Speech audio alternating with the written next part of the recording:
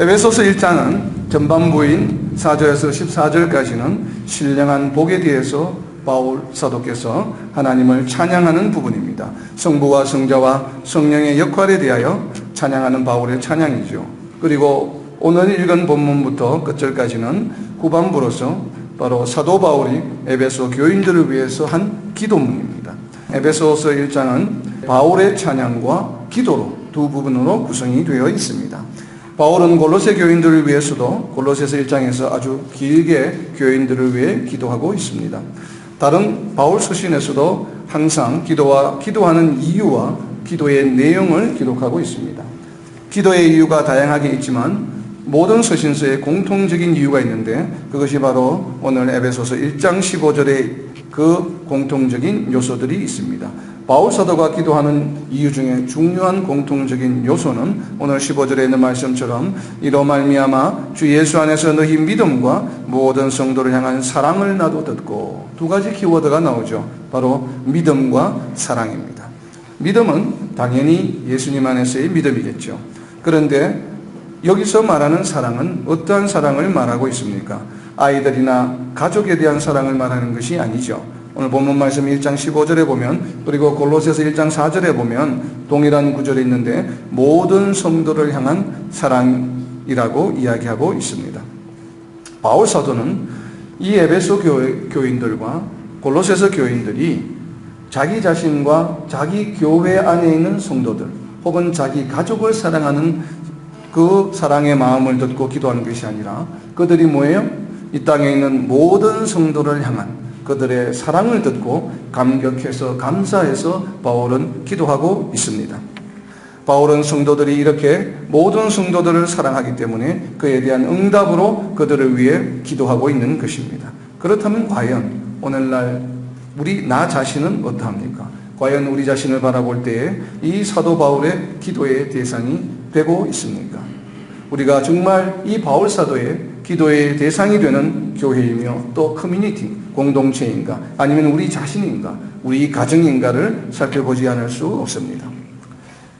나는 과연 모든 성도들을 사랑하고 있는가? 이 질문에 선뜻 네라고 답할 수 있는 성도들이 과연 얼마나 되겠습니까? 우리는 진정으로 우리의 신앙생활을 되돌아보아야 합니다. 가족을 사랑하는 것은 너무나 당연한 일입니다. 모든 사람들이 하는 일이죠. 그리고 몇몇 친한 성도들 간에 교제를 하며 사랑을 나누는 것도 많은 성도들이 하고 있습니다. 물론 요즘에는 큰 교회들 가운데에는 이것조차도 잘하지 못하는 경우가 너무나도 많습니다. 그저 주일 예배에만 참석하고 예배가 끝나면 바쁘게 교회를 빠져나가는 경우가 너무나도 허다하게 많이 일어나고 있습니다. 그런데 교회의 모든 성도들을 사랑하는 성도는 정말 과연 얼마나 될까요? 더 나아가서 이 땅에 있는 모든 성도들을 사랑하는 성도들은 과연 얼마나 되겠습니까?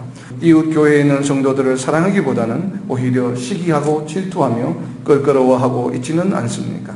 그러나 바울 사도는 분명히 에베소서 1장 15절에서 모든 성도를 향한 사랑이라고 선포하고 있습니다. 우리는 모든 성도들을 사랑하여야만 합니다. 왜 우리는 모든 성도들을 사랑하여야만 합니까? 왜냐하면 이것이 예수님께서 나 자신을 속량하셔서 우리의 죄를 사해 주신 목적이기 때문입니다.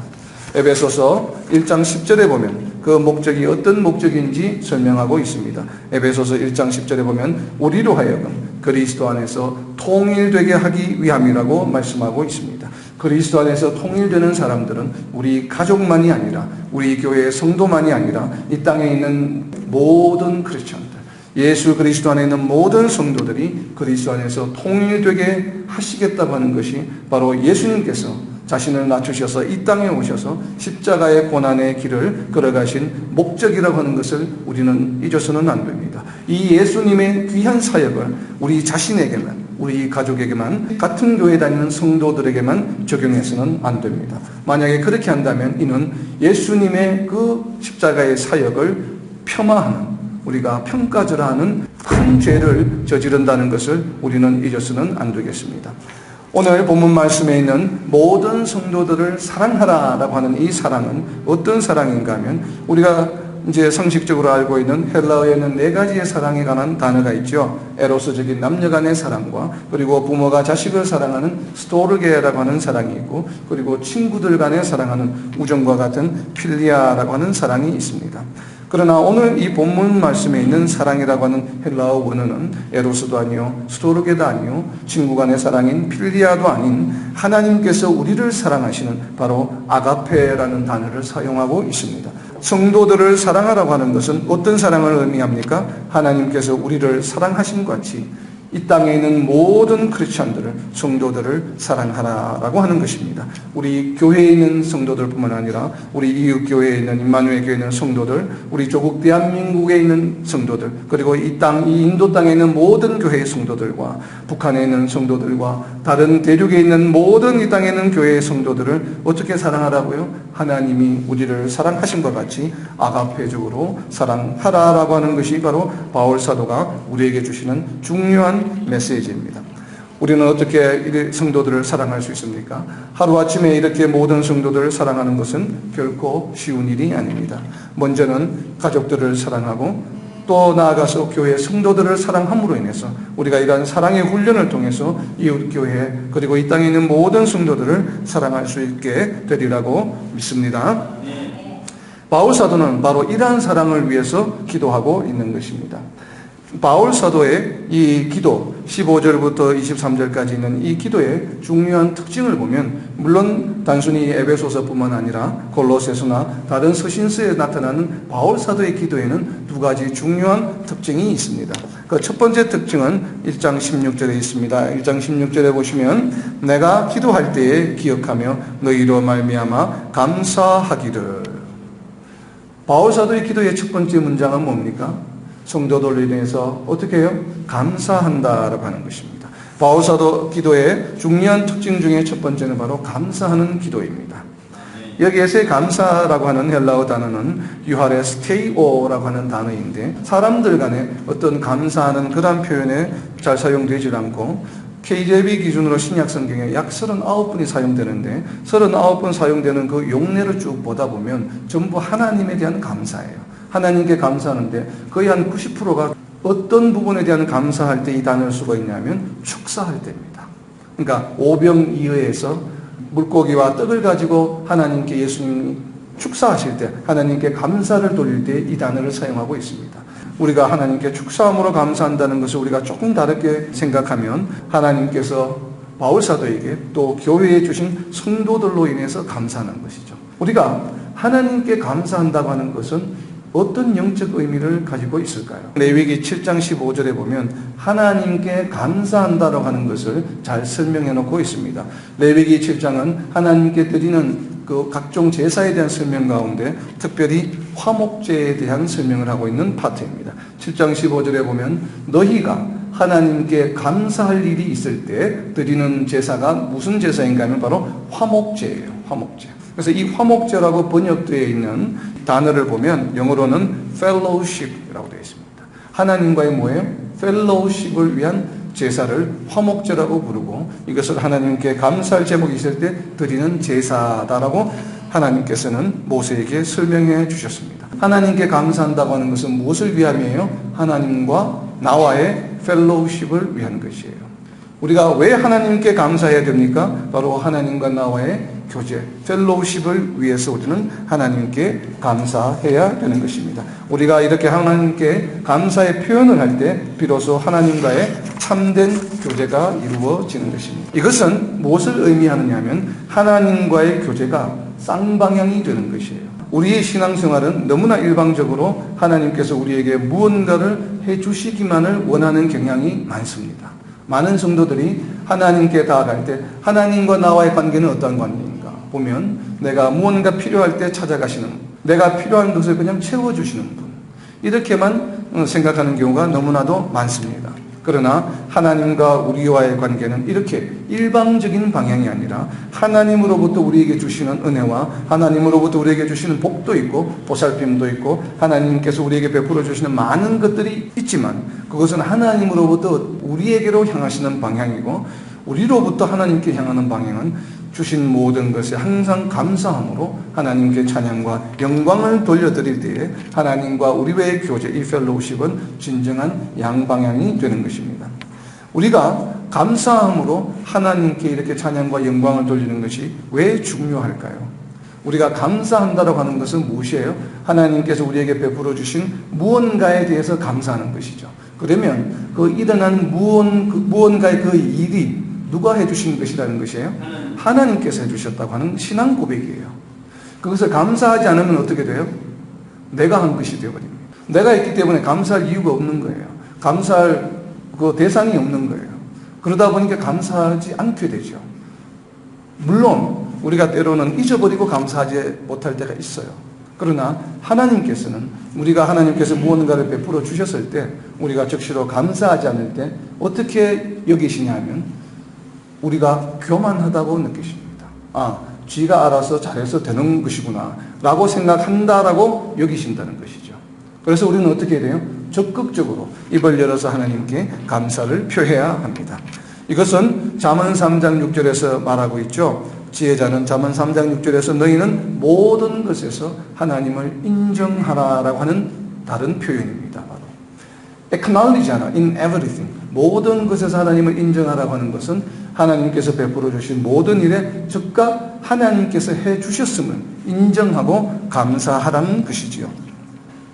그러면 만약에 우리가 이렇게 하나님께서 무언가를 베풀어 주셨는데 감사하지 않으면 어떤 결과를 낳게 될까요? 이것은 방금 잠언 3장 6절 말씀에 비추어 보면 결국 일어난 모든 일들이 하나님께서 하신 것이 아니다라고 하는 결과를 초래하는 것이에요. 결국은 하나님을 인정하지 않는 결과를 낳게 됩니다. 이것은 우리가 알게 모르게 짓게 되는 죄입니다. 때로 우리는 하나님께 감사하는 것을 잊어버림으로 이러한 죄를 짓게 되는 경우가 있습니다. 이 죄가 얼마나 심각한 죄인지 우리는 인지해야 합니다. 역대하 32장 25절에 보면 하나님께서 베풀어 주신 은혜에 감사하지 않으므로 심각한 죄에 이르게 되는 에피소드를 이야기하고 있습니다. 바로 구약의 이러한 역사를 통해 우리는 알 수 있습니다. 감사하지 않으므로 징벌을 받은 대표적인 왕이 바로 히스기야 왕이죠. 역대하 32장은 히스기야 왕에 대한 이야기를 하고 있는데 히스기야 왕은 대단한 선한 왕이었지만 그러나 죽을 병에 걸려서 기도하고 나음을 받음으로 생명을 15년을 연장받게 되었지만 히스기야 왕은 즉시로 하나님께 감사하지 않았습니다. 그로 인해 이 연장된 15년 중에 얻은 아들 므낫세는 유대 왕 역사의 가장 악한 왕이 되어서 결국 유다가 멸망하게 되는 단초가 되었습니다. 그 이야기를 역대하 32장 25절에 하고 있습니다. 히스기야 왕이 이렇게 하나님께 감사하지 않은 이유가 무엇이라고 되어 있습니까? 바로 히스기야 왕이 교만하여서라고 이야기하고 있습니다. 교만하여서 히스기야 왕은 하나님께서 베풀어 주신 은혜에 그만 감사하는 것을 잊어버리고 말았습니다. 그래서 역대하 32장 31절에 보면 하나님께 감사하지 않으므로 하나님께서는 과연 히스기야 왕 그 마음속에 무엇이 있을까? 이것을 시험하고 싶으셨어요. 그래서 결국은 사신들을 오게 함으로 히스기야 왕을 시험하셨다라고 말씀하고 있습니다. 히스기야 같은 선한 왕이 어떻게 하나님께서 베풀어 주신 은혜에 보답하지 않았습니까? 우리는 어떠합니까? 얼마나 자주 하나님께 감사하고 있습니까? 혹시 기도하고서 받은 응답에 감사하지 않고 있는 것은 아닙니까? 혹은 더 심각하게 기도한 것 자체를 그 내용을 잊어버려서 응답받은 사실조차도 인지하지 못하고 그냥 흘려보내고 있지는 않습니까? 우리는 정말 항상 하나님께서 베풀어 주신 이러한 감사에 대해서 우리는 점검해 보아야 합니다. 우리는 특별히 하나님께서 우리에게 베풀어 주신 것이 많은데 어떤 것에 먼저 감사해야 됩니까? 골로새서 1장 12절에 보면 바울 사도는 골로새 교인들에게 기도할 때에 너희가 감사해야 될 첫 번째로 토픽을 무엇을 이야기하고 있냐면 무엇보다 먼저 우리에게 구원을 주신 것에 대해서 감사하고 있습니다. 우리는 정말 날마다 우리를 죄에서 구원해 주셨음을 이것을 늘 항상 기도할 때마다 감사하여야만 합니다. 여러분들이 지금까지 인생을 살아오면서 받은 복이 몇 개나 될까요? 한번 세어보신 적이 있나요? 몇 가지 복이나 받았을까? 어제 하루 동안 받은 복은 몇 개나 받으신 것 같아요? 왜 우리가 받은 복은 우리는 받은 복을 한번 세어보지도 않을까요? 이 설교가 끝나고 부를 찬송이 429장인데 1절 두 번째 파트에 보면 영어로 표현해 놓은 것이 더 가슴에 와 닿더라고요. Count your many blessings. 네가 받은 많은 복을 세어보아라. Name them one by one. 그냥 세어보는 것을 끝나는 것이 아니라 내가 받은 복을 뭐예요? 하나하나 말해보아라. Name them one by one. 이렇게 이야기하고 있어요. 우리가 받은 복이 얼마나 많은지 Count your many blessings. Name them one by one. 그렇게 하면 어떻게 된다고요? It will surprise you what the Lord has done. 주님께서 내게 행해 주시는 일이 너를 놀라게 할 것이다. 여러분, 우리는 하루에 얼마나 자주 우리 주님께서, 하나님께서 우리를 위해서 행해 주신 일들로 인해서 놀라고 있습니까? 거의 놀라고 있지 않죠. 그러다가 주식이 한 5% 오르면 놀랍니다. 좋은 학교에 이제 입학하게 되면 놀라죠. 스프라이즈 하잖아요. 그런데 정작 하나님께서 우리에게 주신 복이 셀 수 없을 정도로 많은데 우리는 얼마나 하나님이 주신 복으로 인해서 날마다 놀라고 있습니까? 바로 이 찬양을 가사를 쓴 바로 이 작사자는 우리에게 베풀어 주신 하나님의 은혜가 얼마나 크고 많은지를 너무나 감격해서 쓴 찬송이에요. 얼마나 귀한지 모르겠어요. 우리에게 주신 은혜가 복이 얼마나 많은지 우리는 정말 날마다 세어보아야 합니다. 여러분 한번 세어보세요. 오늘부터라도. 우리가 저녁 9시에 예배를 드리면서 잠자리에 들어서 잠자기 전에 한번 오늘 주신 하나님께서 내게 베풀어 주신 복이 과연 몇 개나 될까? 개수로만 그치지 아니하고 그 복을 하나하나 열거하면서 건강하게 주신 복, 오늘 점심을 맛있게 먹게 해주신 것, 그렇게 하면서 그 하나하나 복에 어떻게 해야 돼요? 감사하는 기도를 드려야 돼요. 이것이 하나님과의 무엇을 한다고요? 이것이 펠로우십이에요. 하나님과 화목하게 된다는 표현이에요. 우리가 하나님과 화목한다는 표현이 그냥 아무 탈 없이, 어려움 없이, 시련과 환란이 없이 그냥 하나님과 평탄하게 평강하게 같이 간다는 의미가 아니에요. 펠로우십은 뭐예요? 하나님께서 내게 베풀어 주신 모든 은혜를 내가 일일이 다 세면서 지명하면서 그것에 대해서 뭘 하는 것이에요? 감사하는 것이 진정한 하나님과 나와의 펠로우십이요, 하나님과 나와의 교제요. 이것이 바로 우리를 화목한다, 하나님과 화목한 삶을 살아가는 성도라고 이야기하는 것입니다.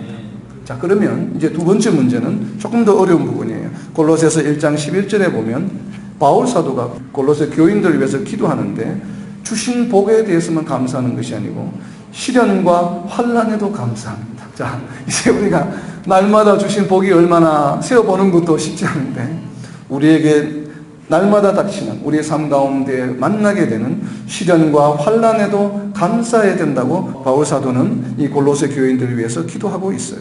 그러면 왜 우리는 우리가 닥치는 겪게 되는 시련과 환난도 감사해야 될까요? 왜 우리는 시련과 환난도 감사해야 됩니까? 그것은 왜 그래요? 아까 우리에게 주신 은혜와 복에 대해서 왜 우리가 하나님께 감사해야 된다고요? 그것은 내가 하는 것이 아니라 하나님께서 하셨기 때문이에요. 그렇다면 내가 지금 겪고 있는 또 당하고 있는 시련과 환난에 감사해야 되는 이유는 뭐예요? 시련과 환난 역시도 하나님께서 하고 계시는 것이기 때문에 그래요. 우리가 많은 성도들이 혼돈하고 있는 경우가 있습니다. 우리가 인생을 살아가는데 좋은 일을 겪을 때는 하나님께 감사와 영광을 돌립니다. 아, 이건 하나님께서 승리하셨구나. 그런데 우리가 조금만 어려운 일을 당하거나 힘든 일을 당하게 되면 마치 그것은 하나님이 아니고 사탄이 한 일로 생각을 해요. 물론 그 일을 수행하고 실행하는 것은 사탄이 하죠. 그러나 사탄으로 하여금 그 일을 행하도록 허용하고 내버려 두신 분은 누구세요? 하나님이세요. 하나님이 사탄으로 하여금 그 일을 못하게 하시려고 마음만 먹으시면 언제든지 못하게 하실 수 있으신 분이에요. 하나님이 능력이 부족해서 힘이 없어서 사탄에게 싸워서 져서 사탄이 승리해서 그런 일이 일어나는 것이 아니에요. 우리는 많은 분들이 하나님과 사탄과 싸우는 걸로 생각을 합니다. 사탄은 하나님의 싸움 대상이 될 수가 없어요. 형편도 없잖아요. 이길 수도 없어요. 어떻게 합니까? 하나님께서 사탄을 요한계시록에 보면 21장에 불구덩이에 나중에 불못에 던져버리신단 말이에요. 얼마든지 하실 수 있는 분이신데 왜 지금 안 하세요? 왜 지금 안 하시고 꼭 요한계시록에서 하십니까? 왜 예수님이 다시 오실 때만 사탄을 잡아서 이렇게 불못에 던지시나요? 왜요? 사탄이 도구로 지금도 필요하시기 때문에 그래요. 왜요?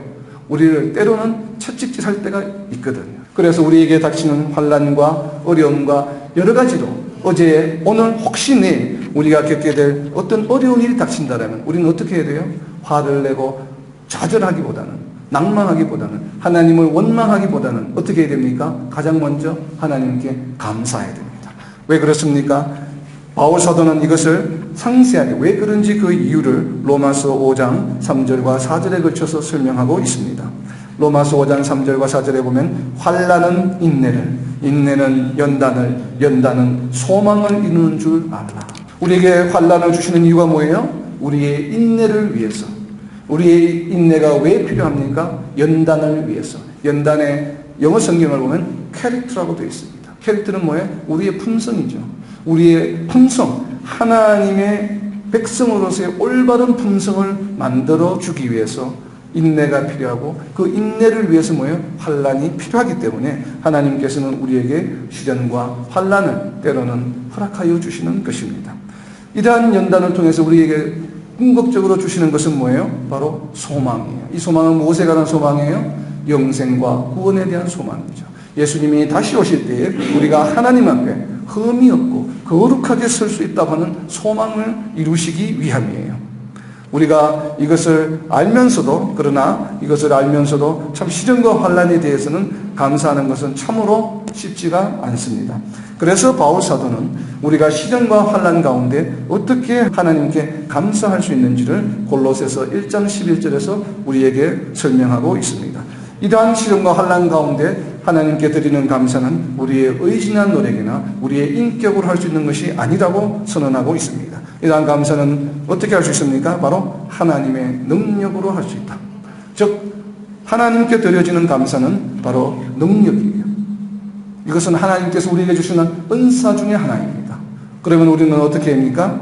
우리가 기도할 때에 환난과 시련 가운데서도 하나님께 감사할 수 있는 능력을 우리에게 주시옵소서, 이렇게 기도해야 되지요. 그렇죠? 물론 하나님께서 이런 능력을 하나 두 개씩 가지고 계시면서 우리에게 나누어 주시는 것이 아니에요. 그렇죠? 하나님 자체가 뭐예요? 하나님이 능력이시기 때문에 우리가 시련과 환난을 당할 때에 우리의 마음을 어떻게 해요? 인도해 주셔서, 성령으로 인도해 주셔서 하나님께서 우리로 하여금 감사의 기도를 할 수 있게끔 해 주셔야 되는 것이죠. 바로 그것을 우리가 감사도 능력이요, 하나님께서 주신 능력으로 감사할 수 있다고 바울 사도는 표현하고 있습니다. 우리가 정말 시련과 환난 가운데서도 감사할 수 있는 능력이 생긴다면 우리의 삶은 정말 평강 가운데서 살아갈 수 있겠죠. 하나님이 허락해 주는 평강입니다. 우리가 일생을 통해서 가장 두려워하는, 가장 어려워하는, 겪기 힘들어하는 시련과 환난은 무엇이겠어요? 죽음이죠. 그러나 우리가 정말 시련과 환난이 우리의 인내와 연단을 위한 것이다, 우리의 소망을 위한 것이라는 것을 알고 있다면 이 죽음조차도, 죽음을 맞게 되었을 때 우리는 진심으로 하나님께 감사할 수 있게 되는 것입니다. 이것이 바로 하나님께서 우리에게 주신 감사할 수 있는 능력이에요. 이 예를 열왕기 하에서 우리에게 설명해 주고 계시죠. 바로 요시야 왕입니다. 요시야 왕이 어떤 왕이었습니까? 남유다 왕 중에서도 가장 뛰어난 선한 왕이었고, 성전을 다시 개혁하고 부흥을 일으켰던 바로 요시야 왕입니다. 그런데 이 요시야 왕이 아주 젊은 시절에 요절하게 됩니다. 그 요절한 이유가 바로 뭐예요? 요시야로 하여금 남유다가 멸망해가는 그 비참한 과정을 요시야의 눈으로 하여금 보지 않게 하시겠다라고 하나님의 사랑이에요. 그래서 요시야를 전쟁터에서 아무렇게나 쏜 화살에 삥 날라와서 맞아서 전장터에서 죽게 됩니다. 그 요시야의 죽음도 뭐예요? 하나님께서 베풀어 주신 은혜라고 하는 것이에요.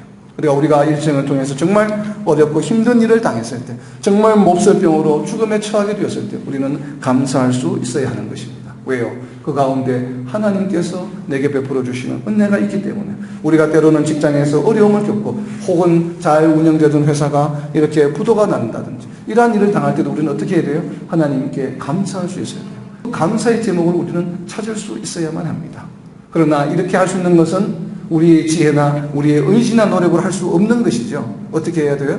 그러한 일을 닥쳤을 때 이렇게 담대하게 하나님께 감사할 수 있도록 우리는 어떻게 해야 됩니까? 하나님께 날마다 이러한 능력을 주십사 기도해야 되는 것입니다. 바울 사도의 기도의 두 번째 특징은 1장 16절에 있습니다. 1장 16절에 보면 내가 기도할 때에 기억하며 너희로 말미암아 감사하기를 거치지 아니하고. 첫 번째는 감사하며, 두 번째는 뭐예요? 거치지 아니하고라는 것입니다. 여기에 거치지라고 하는 헬라어 단어는 파우오라고 하는 단어인데 무언가를 하다가 잠깐 중단하는 것을 말해요. 우리가 기도하는 믿음의 생활도 마찬가지죠. 쭉 잘 나가다가 또 중간에 멈췄다가 또 한산했다가 또 열심으로 하다가 또 잠깐 멈췄다 이렇게 하는데 여기서의 그치지 아니하고라는 표현은 그런 것이 없어요. 그냥 쭉 계속 연이어서 나아간다는 것을 의미합니다. 바울 사도는 이 골로새 교인과 또 에베소서 교인들을 위해서 그치지 않고 쉼없이 기도할 때마다 기억하고 기도했다는 것이에요. 우리는 바로 이러한 기도의 자세를 배워야만 합니다. 우리는 얼마나 자주 이렇게 그치지 아니하고 기도하고 있습니까? 우리는 얼마나 자주 우리가 그치지 아니하고 하나님께 감사하고 있습니까? 우리가 정말 감사하려고 마음먹고 시작하면 그 감사의 제목들이 정말 그치지 아니하고 끊임없이 나올 수밖에 없죠. 바로 우리가 이렇게 하나님께 감사함으로 기도하는 것이 진정한 하나님과 나와의 참된 교제임을 잊어서는 안 되겠습니다. 우리는 정말 성도들의 믿음과 사랑을 위해 이렇게 지속적으로 감사하며 기도하여야 합니다. 우리가 BKC의 새로운 일곱 가정을 보내주기를 우리가 기도하지만 이제는 기도의 그 구체적인 내용을 조금 바꾸어서 그냥 한국에서 잘 섬기는 분들을 보내주셔서 하는 것이 아니라 하나님을 알지 못하는 가정을 보내주시옵소서.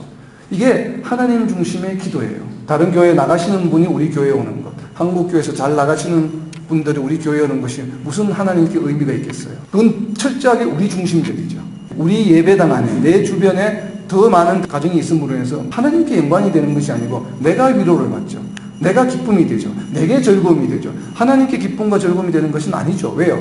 하나님께서는 한국에서 예배드리나 옆에 교회에서 예배드리나 여기서 드리나 총체적으로 지구상에서 하나님께 예배드리는 숫자는 동일해요. 더 이상 기쁠 이유가 없어요. 더 이상 여기 오므로써 해서 더 이상 하나님께 즐거움이 되지 않아요. 하나님 입장에서 보면 그러니까 우리의 기도가 우리 중심, 나 중심의 기도가 아니라 이제는 하나님 중심의 기도로 바뀌어야 되겠다는 생각을 하게 되었습니다. 이것이 참 감사한 일이죠. 그러면 우리가 어떻게 기도해야 될까요? 하나님을 믿지 않는 가정들이, 믿지 않는 사람들이 우리 교회에 와서 하나님을 알고 깨닫고 그것이 이제 하나님의 기쁨이 되겠죠. 왜? 이제는 하나님을 아는 숫자가 구원의 숫자가 더 늘어나기 때문에 하나님의 백성이 더 늘어나기 때문에 이것은 철저하게 하나님 중심이어야 돼요. 그리고 비록 교회에 나간다고 이야기하지만 규칙적으로 교회에 잘 나가지 못하는 사람들, 교회에 나간다고 하지만 아직 하나님의 말씀에 대한 사모함이 부족한 사람들, 교회에 나간다고 하지만 아직 이렇게 시련과 환난에 감사할 수 있는 능력을 아직 그런 것을 받지 못한 자들, 이러한 이들이 우리와 함께 와서 우리가 말씀을 나누고 또 함께 교제함으로 더욱더 그들의 신앙이 하나님께 가까이 나가는 이렇게 조금 결함이 있고 부족한 가정들을 우리에게 보내주시옵소서. 바로 그러한 가정들, 믿지 않는 가정들을 주님께로 올바르게 인도하는데 우리가 도구로 사용되어지기를 소망하는 기도를 드릴 때 이것이 뭐예요? 우리 중심의 교회가 기도가 아니라 하나님 중심의 기도가 된다는 것이에요. 진정한 하나님과의 교제를 원한다면 하나님 중심의 사고와 하나님 중심의 기도와 하나님 중심의 삶을 살아가는 것이 필요합니다. 바울 사도는 로마서 12장 1절에서 뭐라고 이야기하십니까? 너희는 이제는 세상의 패턴을 버려라. 이것이 바로 그 의미예요. 세상의 패턴을 버려라. 나 중심, 우리 중심의 사고방식을 버려라. 그리고 나서는 무엇으로 대체해야 됩니까? 하나님 중심의 삶으로, 하나님 중심의 생각으로, 하나님 중심의 기도로, 하나님 중심의 사역으로 우리는 변화시켜 나가야만 합니다. 말씀을 맺습니다. 우리에게 지혜와 총명을 주셔서 복음의 비밀을 깨닫게 하사 구원에 이르는 믿음을 주셨습니다. 이 믿음은 나 자신의 구원만을 위한 것이 아니라 사랑할 수 있는 능력을 주셔서 그리스도 안에서 하나 되게 하시고자 함입니다. 성도들을 사랑하고 또한 그들을 구원해 주심에 감사하며 또한 그들이 사랑을 전하는 것에 열심인 것에 감사함으로 진정으로 그리스도 안에서 통일을 이루는데 우리가 정말 쓰임을 받는 저와 여러분이 되시기를 예수님의 이름으로 선포합니다. 아멘.